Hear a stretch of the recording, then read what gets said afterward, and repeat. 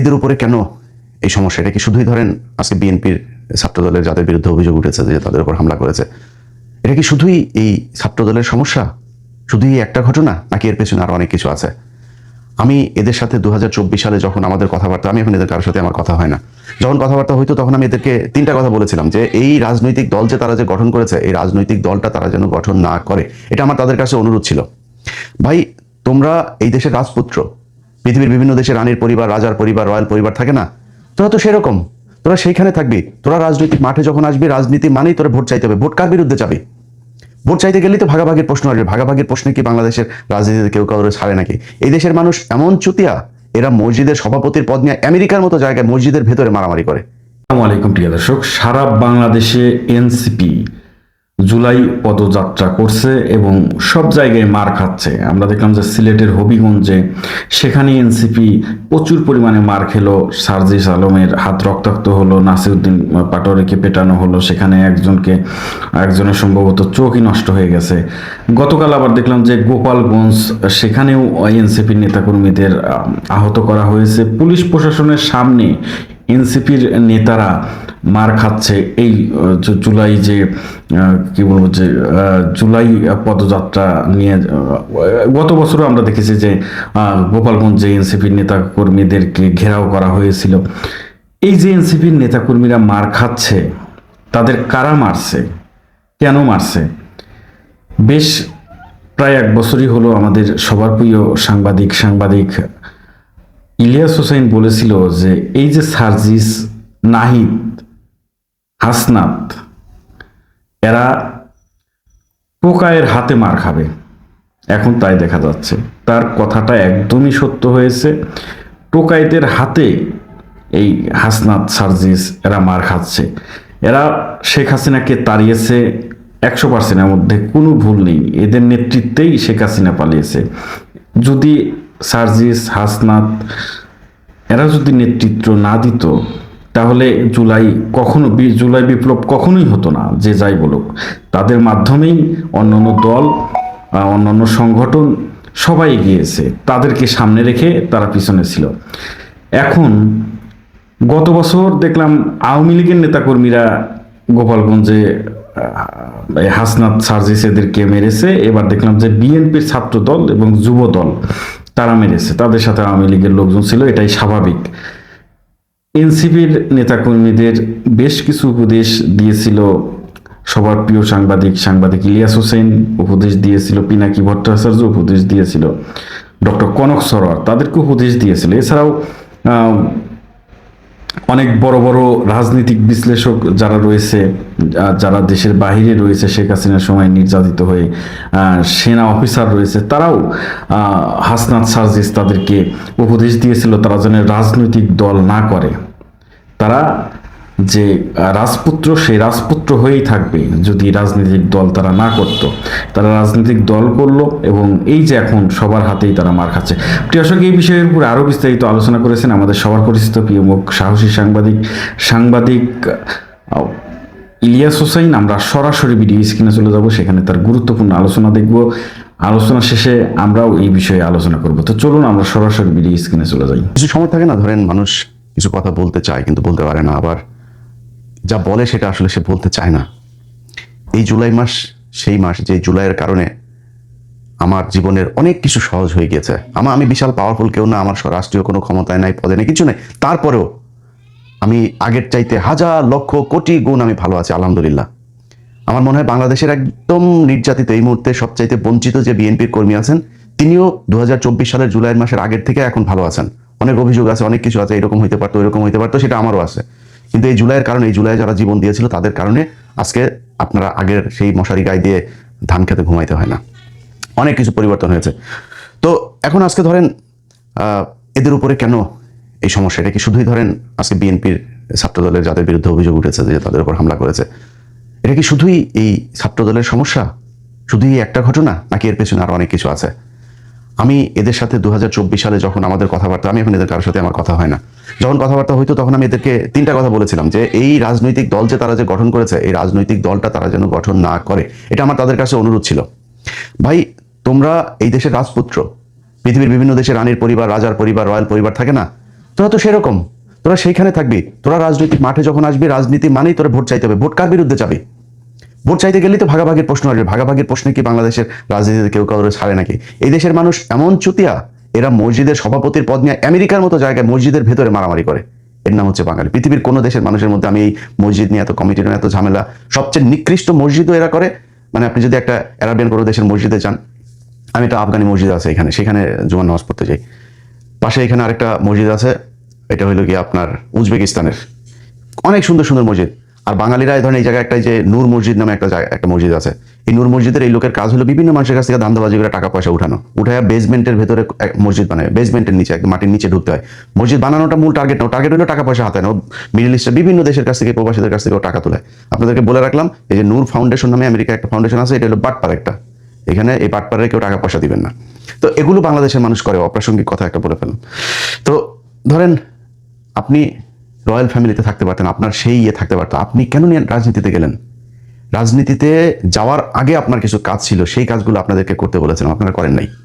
আজকে পর্যন্ত 2024 থেকে 2026 2 বছর হয়েছে। আপনি কি জানেন হাসিনার সেই জঙ্গি নাটকের সন্ত্রাস দমন আইনের সেই আসামিরা এখনো জেলখানায় আছে অনেকে? এই গত 2 দিন আগে একজন বেরিয়েছে বিডিআরের পিলখানায়।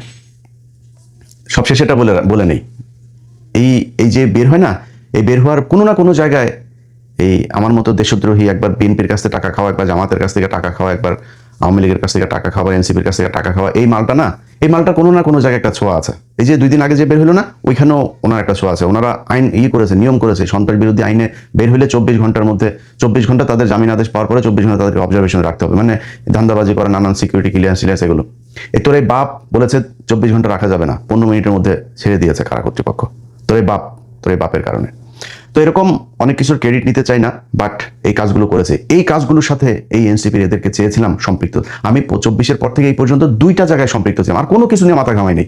এই 2 জায়গা নিয়ে, একটা হলো পিলখানার হত্যাকাণ্ডের বিচার, এবং এই যে নিরীহ মানুষগুলো, এই মানুষগুলোর করা। ওইখানে নিজাম নামে একজন আছে, হ্যাঁ, অল্প বয়স, বিয়ে করে নেই ভাই এখনো, এই 17টা বছর জেলখানায়, স্টিল হিজ ইয়াং। তার মানে এই পৃথিবীর কোনো কিছুর প্রতি, মানে তার ভেতরে যে দেশপ্রেম, আমি তার পরিবারের মানুষজনের কাছে শুনি, যাদের মাধ্যমে তার বিষয়ে আমি খোঁজখবর রাখি, এর নামের কারণে, এই নাম ভুল করে আরেক নিজামুদ্দিনের নাম করে এই লোকটারে 17 বছর জেল খাটাচ্ছে। এরকম করুণ ইতিহাস, করুণ গল্প বিডিআরের প্রতিটা পরিবারের সাথে। ছুটিতে ছিল, তারা ধরে নিয়ে করা হয়েছে। তার পোস্টিং ছিল আরেক জায়গায়, তারা ধরে এনে বানানো হয়েছে, সে কনস্পাইরেসির সাথে জড়িত ছিল। এগুলো করে এই মানুষগুলোর পিলখানা রাখা হয়েছে। এই হাসনাতকে, আহারে ভাই, সার্জিসকে পায়ে ধরছি ভাই, একদিন আপনারা একটু যায় এই বিডিআরের ওরা যে এইগুলো করে, প্রোগ্রামগুলো করে, এখানে একদিন একটু আপনি করেন, মানে সরি, সম্পৃক্ত হন। যায় নাই, একদিনের জন্য যায় নাই, নিতে পারি নাই। এই যে আলেমগুলো এখন পর্যন্ত আটক। আরে ভাই, বিডিআরের লোকগুলোর যদি আপনি ছাড়াইতেন, যদি এদের ন্যায় বিচার মানে হওয়ার জন্য চেষ্টা করতেন, এই 18,000 বিডিআরের লোক আপনার সাথে থাকতো, আপনার সোলজার হিসাবে থাকতো, আপনার কাছে মার খাইতে হইতো না। আপনি আপনার কাছের কোনো মানুষকে রাখেন নাই, খালি আপনারা ঢাকা বিশ্ববিদ্যালয়ের কয়েকজন, আপনারা আপনাদের মতো করে তারপরে একটা কোরাম তৈরি করেছেন, করে এখানে এই যে প্রাইভেট বিশ্ববিদ্যালয়ের পোলাপানগুলো, এরা রাস্তায় না নামলে দেশ স্বাধীন হইতো। এই যে মাদ্রাসার পোলাপানগুলো, এরা রাস্তায় না নামলে দেশ স্বাধীন হইতো। আপনারা এদের কারণে পাশে রাখেন নাই। আপনারাই হলেন গিয়ে মাস্তান, কয়েকজন টাকা পয়সা কামাইছেন, কামায়া এখন আপনারা বিশাল আকারে কিছু মনে করেন। ছাত্রদল না ভাই, ছাত্রদল পেটাইতে হবে কেন আপনাদেরকে? মনে করেন ওই যে আগে বলছিলাম যে টোকাই মুকাই আপনাদের জন্য যথেষ্ট, সামনে ভবিষ্যৎ আরো খারাপ আছে। হয় একবার এই জামাতের বিচির নিচে চাপা ধরতে হবে, ঝুলতে হবে, নাহলে একবার বিএনপির বিচির নিচে ঝুলতে হবে। একা একা যায় মেম্বারও হইতে পারবেন না। কিচ্ছু করেন নাই আপনারা এই দেশের জন্য, কিচ্ছু করেন নাই। 5 তারিখের পর থেকে, সে পিছনের ইতিহাস আর বলতে চাই না, কিন্তু 5 তারিখের পর থেকে আপনারা আওয়ামী লীগের লোকজনকে আপনাদের ওই রাজুতে একই দিয়া, তারপরে বিচারক কতগুলো আপনারা সরাই দিলেন। সরাই সেখানে কি কি লেনদেন হয়েছে আসিফ নজরুলের মাধ্যমে, আসিফ নজরুল আপনাদের কোন কোন ছাত্র নেতাকে টাকা দিয়েছে সেই কথা আর বললাম না, করেছেন তো। তো এরকম আর রাজুতে আসার জন্য ভালো কিছু কাজ করতে পারতেন না? এই পিলখানায় বিচারটা চাইতে পারতেন না? আওয়ামী লীগের বিচারটা চাইতে পারতেন না? আওয়ামী লীগ যে আজকে যে এই যে ছাত্রদল আপনাদের উপরে হামলা করেছে, আমি বিশ্বাস করি না ভাই যে ছাত্রদল করা কোনো একটা মানুষ এনসিপির কোনো ছেলের চোখ উপড়ায় নিতে পারে বা চোখ অন্ধ করে দিতে পারে, আমি বিশ্বাস করি না এটা। এদের সাথে এখন মুড়ি মুরগির মতো এই আওয়ামী লীগের লোকজন সব দলে মিশে গিয়েছে। এমনকি এনসিপিতে আপনারা দেখেন নাই, হাদির পাশে এসে যারা দাঁড়ায় ছিল, সেই তারাই তো হাদিকে মারলো, সেই আওয়ামী লীগের লোকজনই তো মারলো। আপনার পাশে আপনি আওয়ামী লীগকে নিয়েছেন। আওয়ামী লীগকে কোনো রাজনৈতিক দল, আওয়ামী লীগ ধর্ম হিসাবে পালন করে ওদের দলের, ওদের আব্বা, ওদের নবী হইলে গিয়ে ওদের শেখ মুজিব জাউরাটা, হ্যাঁ, এই জাউরারে দিয়া ওরা একটা ধর্ম হিসাবে পালন করে। ওরা তোর দলে আসবে, ওরা এখন চুপ করে বসে আছে, কোনো কথা বলে না।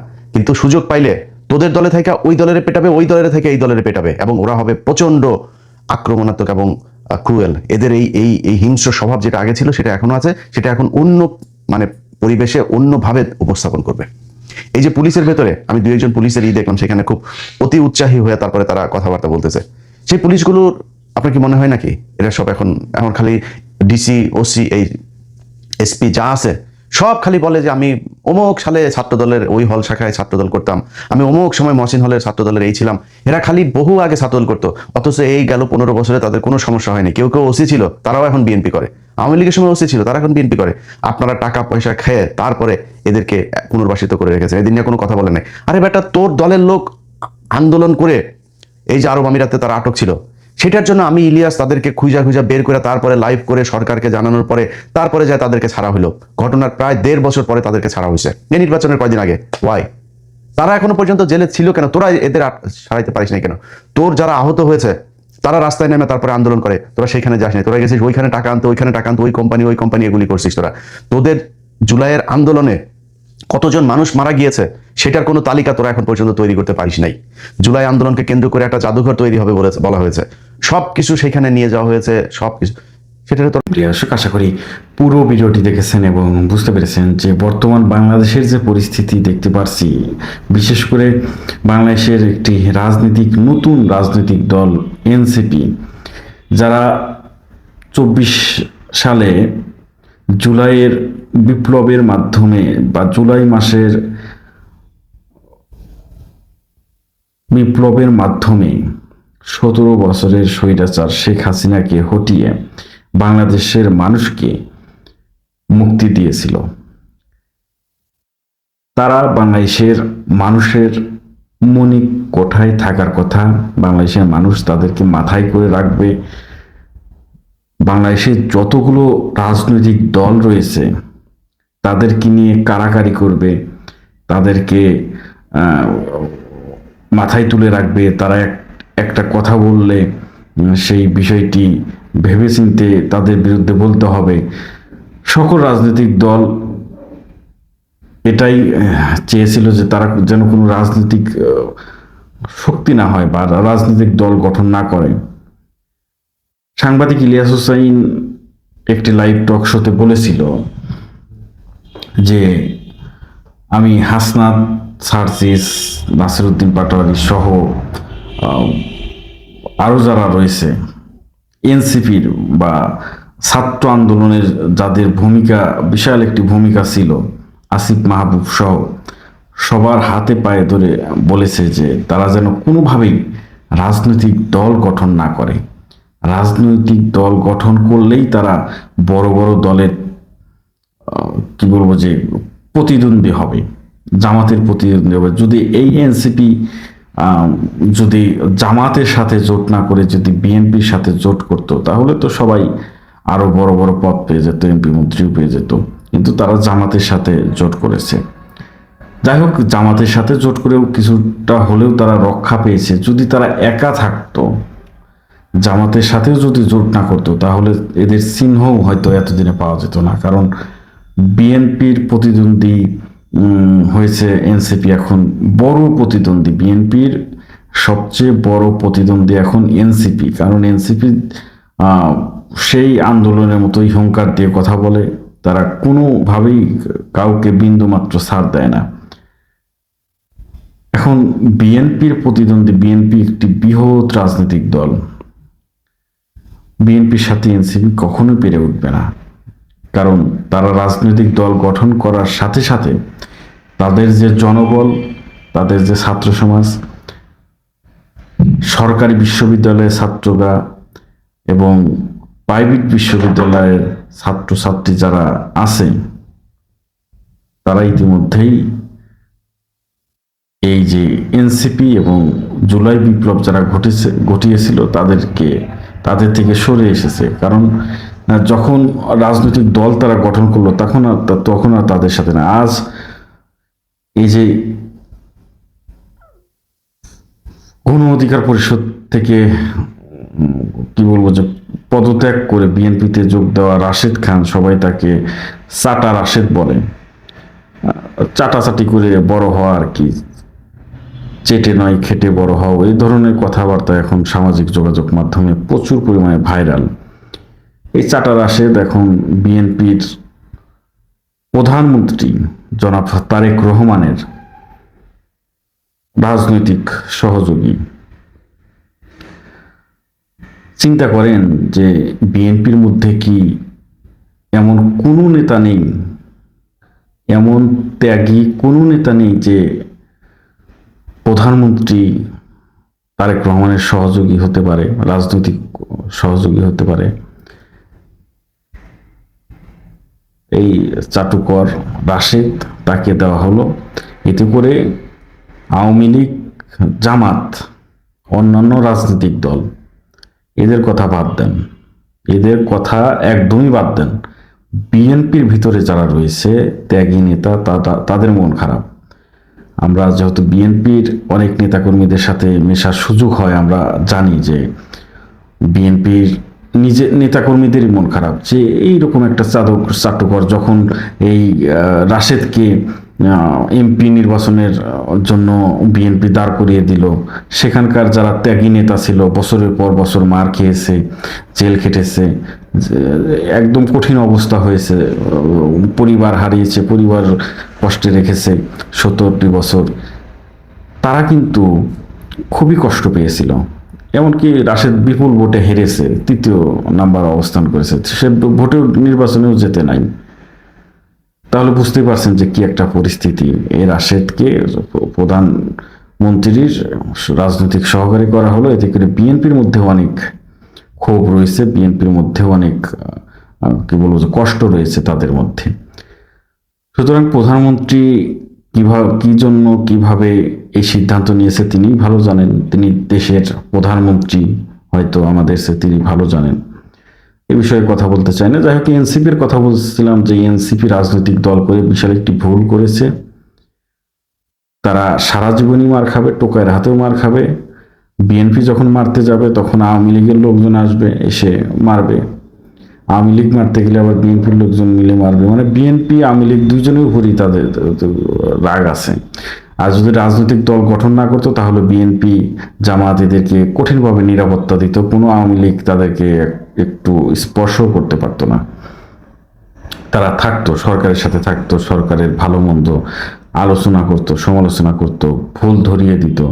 তাহলেই হয়তো ভালো হতো, আমি ব্যক্তিগতভাবে মনে করি। তো প্রিয় দর্শক, সাংবাদিক ইলিয়াস হোসাইন যে বক্তব্য রাখলেন, সাংবাদিক ইলিয়াস হোসাইন যে কথাগুলো বললেন, সেই কথাগুলো আপনাদের কাছে কেমন লেগেছে অবশ্যই কমেন্টে জানাবেন। সবাই ভালো থাকবেন, সুস্থ থাকবেন। আবারও দেখা হবে ইনশাল্লাহ। আসসালামু আলাইকুম।